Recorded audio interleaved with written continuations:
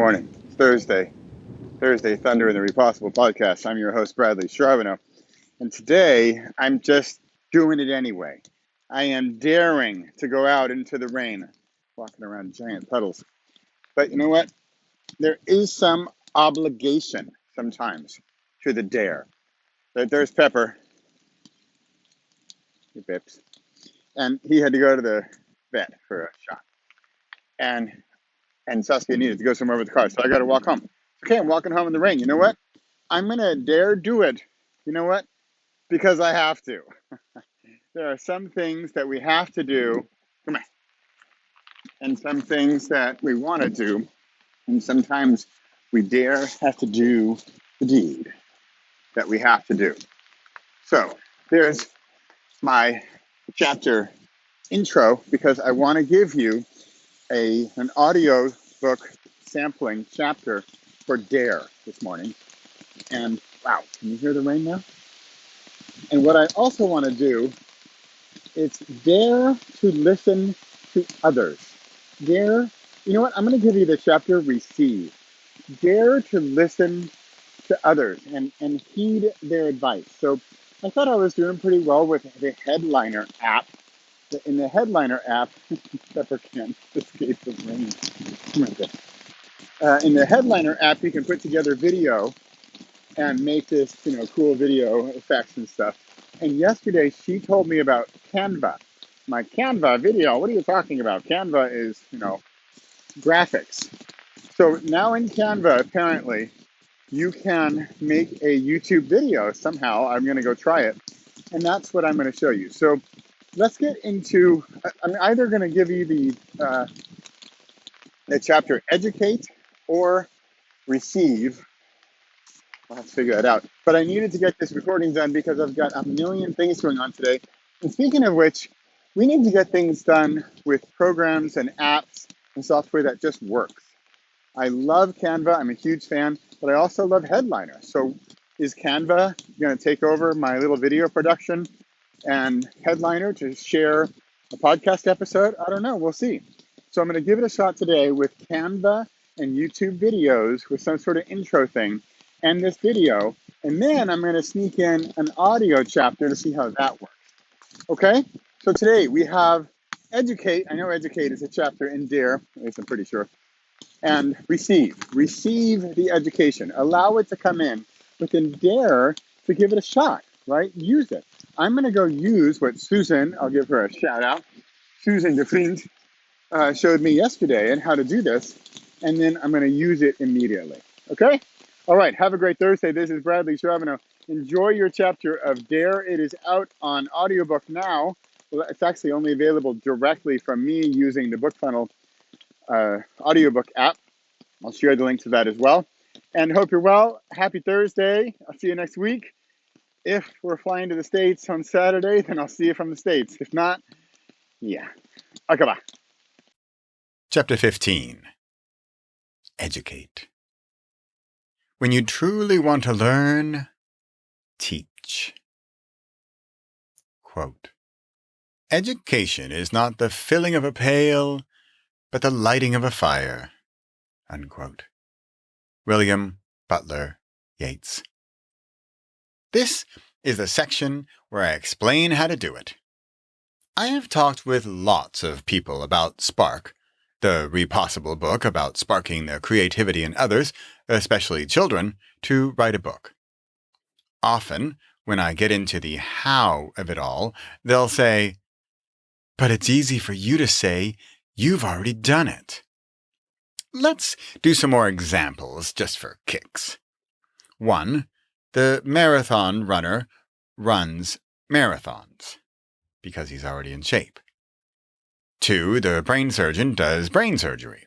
He studied it and, hopefully, has had lots of experiences performing brain surgeries. 3. I have written 5 books with my kids because I got that first one started and done. Did I just put myself in a bullet list with marathon runners and brain surgeons? Absolutely.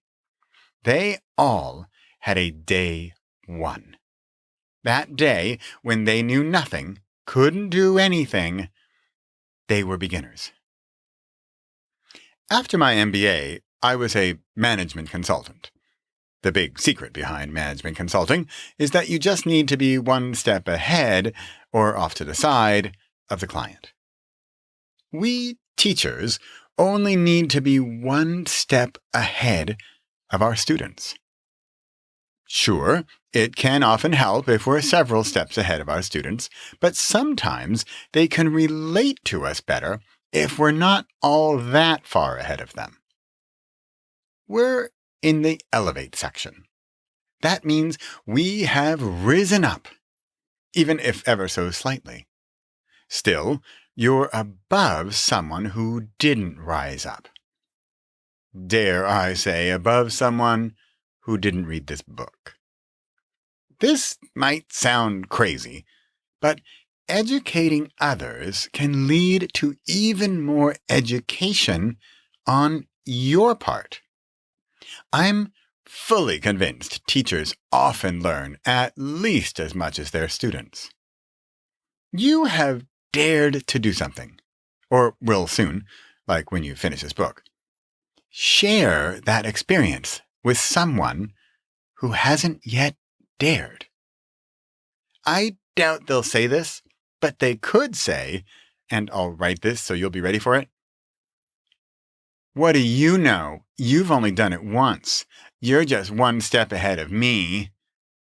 Them. Just one step ahead? Ask about that one step to the person, 1, who came in second in the 100-meter dash at the Olympics. 2, who fell into the snake pit, whereas you got your footing on the last solid rock. 3, who needs that hand outstretched from someone who just did it, who just completed what they have been trying to complete for a long time. That person is you. You have an opportunity to educate, to lift up, to bring them up. Secret sauce. My mother-in-law taught me this, but there is more joy and meaning and happiness in giving than in receiving. My mother taught me there is more joy in teaching than in learning.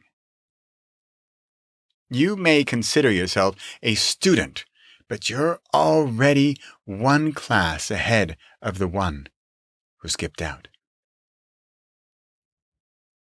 Possible? Wait until you're a certified expert in the field. Impossible? Wait until they ask for help from an expert. Possible? Give, teach, and learn even more. And do it soon, like now. Günther. On a train in northern Germany, somehow an 82-year-old man struck up a conversation with me. My German was good back then, but it was one of those days where it was really rocking. Like in sports when you're just on and you're hitting your shots or the ball finds the center of the racket just right and it takes less effort for more power. He was one of those old wise men who come to you now and again, and you don't know how they arrive or when they disappear, but it was mystical in a way. He said I was doing the right thing by traveling, by seeing the world. Even that I was alone in Germany and traveling by myself and discovering the world of adventure that landed in my lap every single day. He explained that in order to make decisions at my young age, I could forecast a vision of my own self later in life. Maybe 10 years ahead for some of the smaller decisions, but then jump way ahead to 82 years old if I really wanted to know what to do about the big stuff. He explained that knowing what he knows now, And experiencing what he has, he can see things more clearly and decisions are easier. But of course, when we're 20 years old, we can't see our current selves in the past because we haven't been there yet. Well, that is, we haven't lived in the future to be able to look into the past, which is pretty much what he was saying. It's a little crazy how this meeting with a complete stranger, in a language I was just getting the hang of, in a country where I barely knew anyone, on a train in northern Germany, on my own, when I was 20 or so, is still so clear, and how from that day forward I used his tactic, his technique, to help me make decisions. Of course, you can take it to extremes and say, well, of course I'll buy this expensive car because I might die tomorrow. Yeah. I know what you mean. But take it for what it is and use it and don't abuse it. I chose to learn German in a town called Chemnitz. The name before the Berlin Wall came down was Karl-Marx-Stadt. I thought that was adventurous, exciting, and full of the unknown. It was. I wasn't disappointed. I think I partly chose to go there, thanks to this man on the train. How could I make this decision a little more interesting? How might I choose slightly differently so the outcome could be altered? We're in the chapter called Educate. They say when the student is ready, the teacher will appear. Apparently, I was ready for a teacher when I was in that train, and he appeared. Education is around us, just like radio waves are always around us.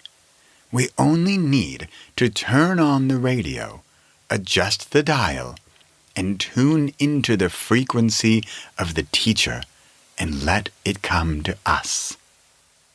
Just like a radio, we only need to tune in to receive it. We often don't even need to go out and get it with the right frequency on the right channel with the antenna pointed in the right direction.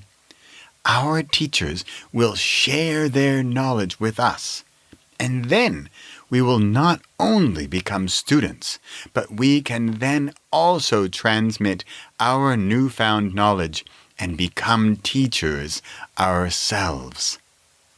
This is when we elevate, when we educate.